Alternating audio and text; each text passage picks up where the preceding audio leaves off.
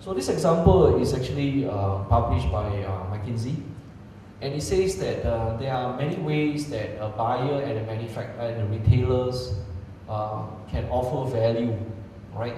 The first one is a traditional one where, let's say this is Giant, and Giant buys something from P&G, right?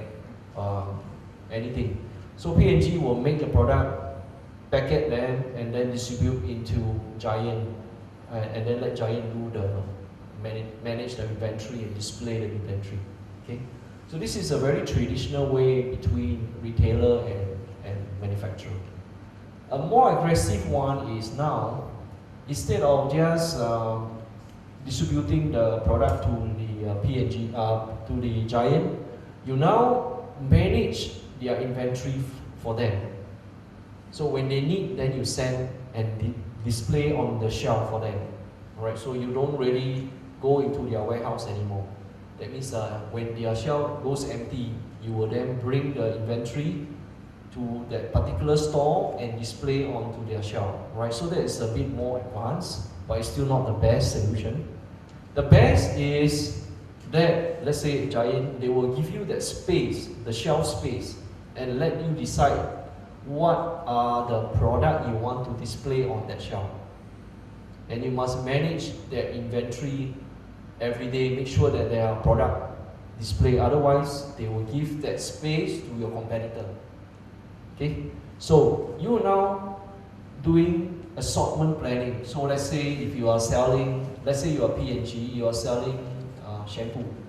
You have this kind of size, you have 1 liter size and all that. You decide what you want and you display on the shelf. Right? So we call this assortment planning. So now you as a manufacturer, you do everything.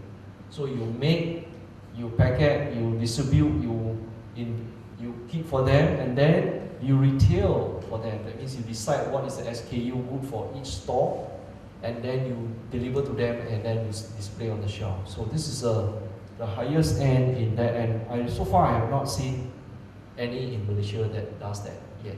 It's not so advanced. Okay, so but it is something that will deliver more value by letting the supplier do more things.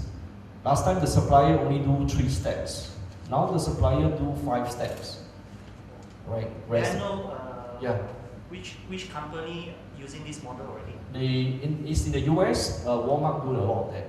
Walmart do a lot of that. So Walmart they actually ask the P&G, Unilever to deliver and also to do assortment planning for them. So they do a lot of these things.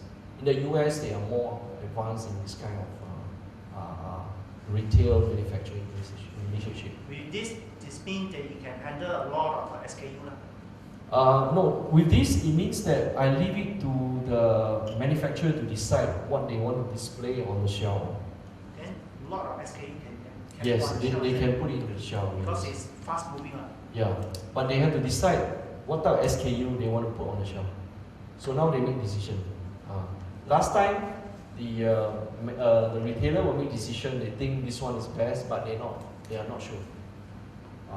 Yes. Is this considered as VMI? Yes, it's still a VMI because the vendor managed the inventory. Yes. So this one, the step 2 is already VMI. Step 3 go beyond VMI. They also help them to do assortment planning. Assortment planning is to decide what SKU to display on the shelf. And this is something very advanced, and you need to have very strategic relationship between the retailer and the manufacturer. Right, very strategic. If you are small suppliers, you normally don't do this kind of thing. It's a lot of work. These are extra work given to the suppliers, right? But what is good about this is that the supplier can lock in the customer.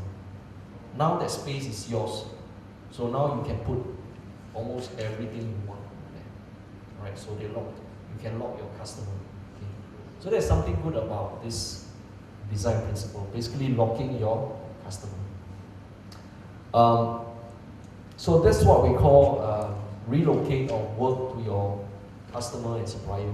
And it has been very successful in e-government, in VMI, and also in e-commerce, right, where you do the data entry. The next one, I think this is something quite common, everybody, it's quite common sense also, is to look at minimizing interfaces between you and your customer. Alright? When you have too many contact points, your customers also get confused. Who to call? Which department to call when there's a problem? So try to minimize interfaces between you and your customer. And if possible, automate that. That will be good. Right? Try to automate that interface. And you can see that an example is kiosk. Kiosk can be used as an interface between you and your customer. Instead of going into calling you or help desk. The trouble today is that many of them use what? Telephone answering machine, right? You go to the bank, they ask you to call this number, and then number 1 is this, number 2, until you say number 9 is this, then you press number 9, right? So again, there are some loss of intimacy, right? Because you're no longer talking to a person, you're talking to a machine, and some people are not very happy with that. So that is something maybe not very suitable if you find that your customer felt that there's a loss of customer intimacy. Another one could be that it's not able to maintain consistency in organizing the reply. So it becomes very inconsistent, as well as a lot of resolution. So let me give you an example of what I mean by that. So this is an example from Singapore, right? Where if I want to ship my cargo overseas, right? If I want to ship my cargo overseas, I have to contact the shipper, have to contact the freight forwarding company. Then the freight forwarding company will then check what is the available vessel for booking, and then whether the depot have container, empty container for them to staff. And once okay, they will confirm with the shipper, okay, this date is okay, right? So then they will arrange for the empty container to be trucked into the warehouse, and then load up the goods, and then they will book a time to be unloaded into the port, where the vessel will come in, and then they will get shipped out. Now this whole thing here, the study that was done, only 3 areas are electronically connected. One is between the truckers and the port operator to book the time. We call it the TT time into the port, right? You need to have time arranged to go into the port. Not everybody can go anytime. The second is the interface between the carrier and the depot operator, who owns all these empty containers. Most of the empty containers are owned by carrier like NOL, all kind of Casco and all that.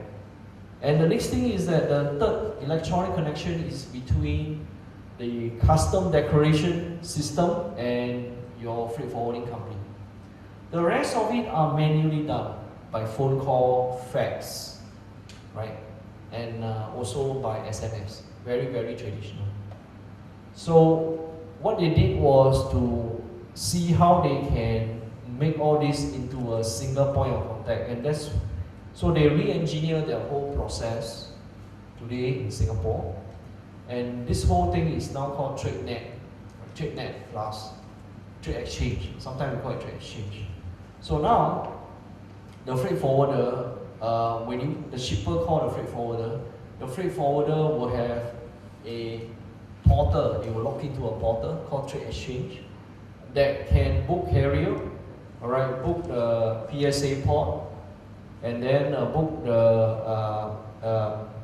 the declarations and also apply declarations, as well as they can also buy insurance on behalf of the customer, the shippers, and many other things that can be done. Now they can do it online before the ship arrive, and then ship it out. So it's a single point of contact now through the freight forwarding company.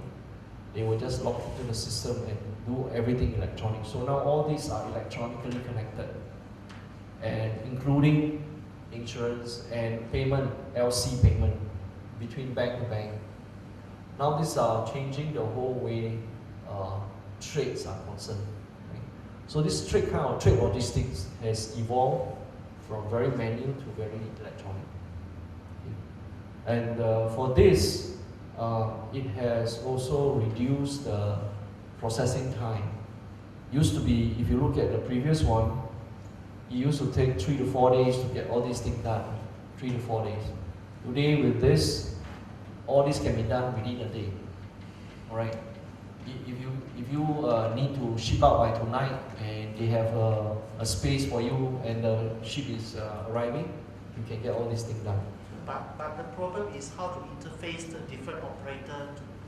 These are done behind the scene. So when you log in into Trade Exchange now, right, you just have to tell them where you want to ship to and all that, and then which vessel you want to book, you will book. You can then go and book on the same platform. What I mean is a synchronized system together so that all the information can be Yes, gathered. they do that in the Trade Exchange. Yes, all the information are synchronized. So, Singapore is that, but Malaysia. well, I think it should give some time, and then maybe it will evolve as well. Okay, thanks. So basically, the whole idea is to have a single point of contact, so that everything, all the information, as you say, are consolidated at one point, and then behind the scene, they will redistribute to the different owners for processing.